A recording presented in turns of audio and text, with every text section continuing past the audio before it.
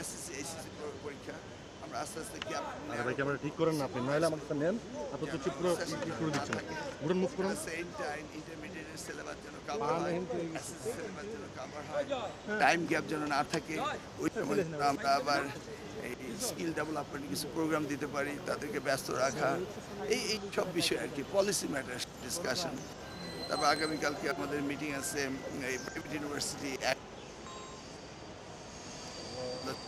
আরে হ্যাঁ, ভুলের লেগে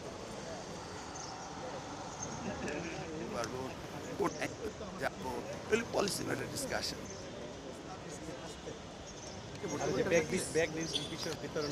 ওগুলো যে প্রোগ্রাম আমরা দিয়েছি সেই প্রোগ্রাম অনুযায়ী হবে। কবে নাগাদ আমরা তো না টাইম ফিক্স হয়নি, but we are working on it. আমাদের টাইম বললে 180 ডেজ প্রোগ্রামের ভিতরে আমরা শেষ করব, এটা হলো টাইম। কিন্তু আমি চাচ্ছি আমরা আগে আগে করতে। হ্যাঁ, আমরা আমাদের শিক্ষা তো আউট অফ 29 প্রোগ্রাম তো আমরা ডিরেক্টলি ইনভলভ, আমাদের বাকিগুলো আমরা ইনভলভ। বৃক্ষরোপণের কথাই বলুন, যে কোনো কথা বলুন, বা নতুন করে কথা বলুন, কালচারের কথা, সব তো আমাদের ইনভলভমেন্টের সব বেশি, তো আমাদের কাজ বেশি। তো আমরা আস্তে আস্তে শুরু করছি, আমাদের কাজগুলো আস্তে আস্তে দেখতে পাবেন। অন্যমন্ত্রী, আমরা দেখছি যে নীতিমালা নিয়ে বেশ কাজ হচ্ছে।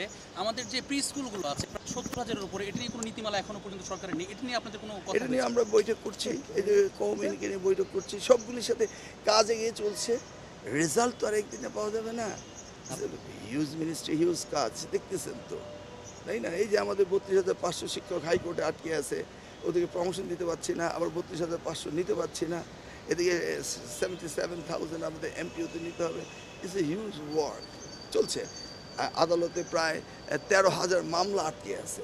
এই মামলার জট কীভাবে খুলবো, মানে কী করা যাবে বলুন, মানে কিছুটা সময় দিন। বাট টাইম ফ্রেম হচ্ছে 180 ডেজের ভিতরে আমাদেরগুলো আমরা সবগুলি দেখবেন যে শুরু হয়ে গিয়েছে। এই শুরু হওয়াটাই হচ্ছে আমাদের প্রথম ধাপ। গাছ একবার লাগালে ফল দিতেই থাকবে। আমরা চাচ্ছি যে বিগিনিংয়ে যেন আমাদের স্পিডটা বেশি থাকে, আমাদের কর্মপরিসর যেন অনেক ব্যাপক থাকে। স্টার্টিংটা যদি ভালো হয়, তারপর আমরা আস্তে আস্তে শেষের দিকে রিল্যাক্স করবো আর কি, প্রথম দিকে বেশি কাজ করবো আমরা।